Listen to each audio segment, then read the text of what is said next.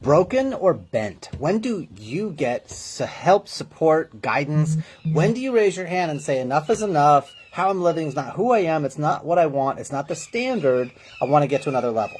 Hey guys, Jeremy Roderick here, your mindset mastery, peak performance relationship guy. And we're going to talk today about, is it better to bend or is it better to be broken? Because a lot of men seem to have this problem with not getting help until they are damaged, broken, forced open, ripped apart, before they're finally willing to actually ask for help and take steps to improve things. Unfortunately, if we're talking marriage especially, it's usually too little too late and things are done and dead at that point. So let's break this down a little bit. So I'm going to walk through a case study with you guys today of somebody, a real live case, real actual person, and had a guy reach out to me May 22nd, said, hey, I need help. My marriage is failing. It's sexless. I need support. I'll do anything to make this better. And so I was like, cool. Got on a phone call. By the 24th is when we actually met up for the call. What's going on? Tell me more. Did the full debrief. I made him an offer on the 24th of how we could work together, what we could do, how we could structure it. He said, no problem. And then nothing. And then nothing. And then nothing. And so I emailed him and I reached out a couple times. And so finally on the 29th, he's like, oh, that's more than I was expecting. I don't have that kind of money, but the business does. But I co-own it with my brother and I would never ask my brother for help. And let me reverse that for you, my friend. Let us say you knew your brother's marriage was falling apart and you knew he needed support and there was somebody he believed could help him and made things clearer and helped him laugh and feel more confident again. Would you be willing to loan your brother the money or just give him the money for him to get the support he needed? Oh yeah, I'd totally take care of my brother, not a problem. So why can't you ask for yourself? And this is the situation. So many guys, so many people, but so many men have this rule. As much as I hear women are the weaker sex, guys won't freaking ask for help. They could have their arm cut off, spurting blood, and they'll be like, nah, it's fine. I just need a little bit of duct tape. I got to get this done before I can take care of myself. And guys will literally be hemorrhaging, dying, but they won't take support. They won't take help. They won't ask. They won't receive it. They won't accept it. And I'm knocking my head going, what is the case? Now, this guy I followed up June 30th. May 30th I followed up. June 13th I followed up. July 7th I followed up, which was yesterday. And I shot him an email, case study. I said, hey, I hope the 4th of July treated you well and that things are moving in good directions for you and your family. And I hope things are getting better. But then I sent him a case study that I did, an interview with a client that we recovered his marriage in 5 months and the kind of the journey that we went on together. I'll post it here in the group as well so you guys can see it. And if you're watching this on the replay on YouTube, come check out the Unstoppable Mindset community. It's a free community and we talk about mindset and attitude and beliefs and how we filter our world and what we could do to make our life easier, faster, smoother, simpler. That's a free group. We'll have the link in the description down below on YouTube. So I shot him that message, and he emailed me back this morning, and he said, we're on a separation. Thanks for checking in. Cool. So is your separation to do your work separately and get back together, or is it we're just going to ease our way into a divorce and say, nerf it, I'm out of here, I don't want to deal with you anymore? Because you go the divorce route, you're paying for 2 lawyers. Because she ain't working, you got to pay for her and you got to pay for yourself. So you got to hire 2 lawyers. So what's the retainer on a lawyer? $3,500 to $5,000 base. Where I live down in Florida, it's upwards of $10,000 to start with a lawyer, which means you're looking at 20 grand just to get this person out of your life or to get this person out of your finances. You got to deal with custody and remediation and money, and you got to go to mentoring, or you got to go to what's the word? My brain is skipping for a second. A mediation. You got to go to mediation, which is not admissible, and they can't tell you what to do, but they're just going to sit and listen to your problems and frame it back to you, but they can't give you advice. But you got to pay for their time to give you nothing helpful or useful, and if it doesn't work out, well, we checked that box off. That was a waste of time. So, what's it going to take? How far do you have to dig? How far do you have to go? How much pain do you actually need before you're ready to pivot? Right? And I want you to think about that. because the life you want, the results you want are available. You just need a specific way to get there. And whatever you're doing right now hasn't gotten you there. Fine. Let's play with the approach. Let's change. Let's tweak. Let's adapt. Let's iterate until we get to the result. Right? That's really the game to be played here. So, by way of analogy, I had back in my Kung Fu school days, I had a family, and I used to teach this thing about what we called evolutionary growth and revolutionary growth. And most people change because they go into enough pain, they revolt from the pain to get out and go on to something better.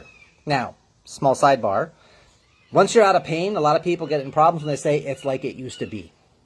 Please understand, like it used to be is what got you into the pain in the first place. If you just go back to like it used to be, you're at the same level of the problem you just got out of. If you want to solve the problem, you have to elevate to a higher level of thinking, of feeling, of operating, of doing, of being. You've got to elevate the games you're playing, elevate the stories you're telling, or you're just going to fall right back into that same exact pit. And that's evolutionary growth. When we evolve our identity, we evolve our self-worth, we evolve our model of the world to a higher level. So I'm explaining to my students, and I've got a grandma there, I got the grandson, and mom's not there because she's working for the day. And grandma's like, oh, that's my daughter. You got to tell her about this because she needs to hear this, blah, blah, blah, blah. I'm like, okay, yeah, my pleasure. I'm covering it all this week with everyone. I'll see her later this week. So mom is there, grandma's there, son is there, and I'm explaining this whole evolutionary growth, revolutionary growth thing. By the way, I have it on my YouTube channel. One of my old podcasts, we'll put the link in down below as well as when it's on the YouTube channel. We'll stick it up there as well. But this idea, evolutionary growth, revolutionary growth. And as I'm telling the story, grandma's like, you're right there, you're in pain, you're in misery, you need to get out of this. And grandma's like really poking at daughter. And if you have never been around a lot of mother-daughter dynamics, very few women are excited to be told, you're just like your mother. That's going to get you stabbed in the head. I'm nothing like my mom, how dare you? But grandma is telling mom, you're in pain. And I can just feel, I can see mom's tension and her back getting up and she's like getting angry. And I said, well, grandma, appreciate your point of view and you have your perspective and I have mine, but it's not our job to judge, right? And that doesn't really help because, hey, mom, question for you. Would you say that your life is in some level of pain? And she was like, well, yeah, actually, it's pretty stressful. My husband's out of town, military training. I'm not going to see him for another 6 months. I got to work. I got the 5-year-old. I got my in-laws. There's some stuff going on. And I was like, okay, cool. And then I turned back to grandma and I said, see, now she can identify, yes, she's in pain. She's in this downward slope.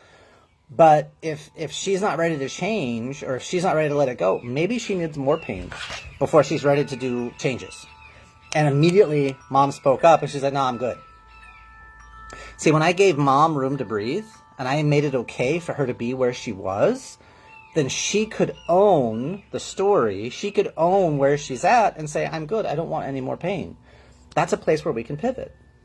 But with grandma saying, you're in pain, you're in misery, you need to change, how well does that work for you when someone's telling you that you aren't good enough and you're not strong enough and you need to do more and you're not, and they're pointing the finger and you can just feel that tension and you're like, F you. I'm not stopping. I'm not giving up. I'm not backing off. You can't make me quit. You think my life is hard now? I'll show you how much I can handle. I can show you what I can deal with. Or maybe that's just me. Right? But we have that natural, like, oh, you think I can't handle this? I can handle more than this. And I'm going to make my life more miserable to show you how much I can handle.